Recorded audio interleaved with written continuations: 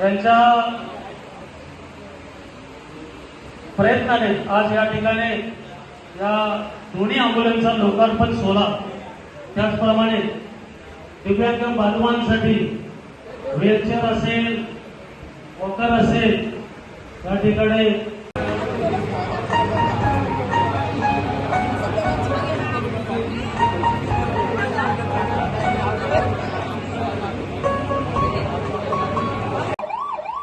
सर्व मंडळी या ठिकाणी उपस्थित आहेत, त्यांचं देखील हार्दिक स्वागत.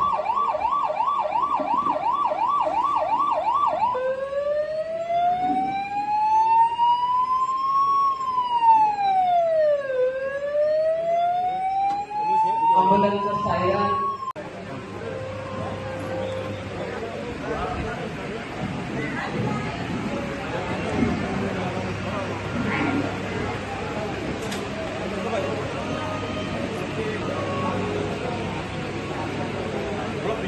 अच्छा आएगा फोटो सब पीछे हो गया भाव आला घेतला. भाव पीछे हो ना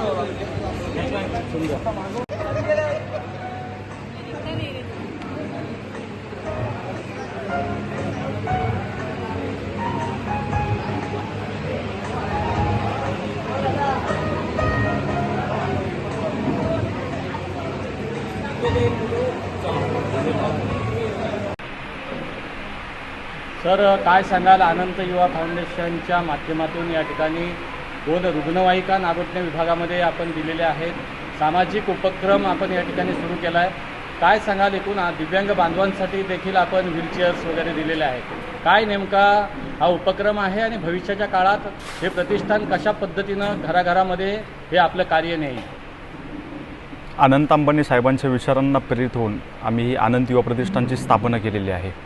आणि अनंत अंबानी साहेबांचा वाढदिवस 9 एप्रिलला झाला. त्याचं औचित्य साधून नागोठणे विभागामध्ये व्हीलचेअर दिव्यांग बांधवांसाठी स्टिक असतील याच्या वाटप ह्या ठिकाणी होतं. आणि 2 ॲम्ब्युलन्सची अत्यंत गरज आदिवासी भागातील लोकांसाठी होती.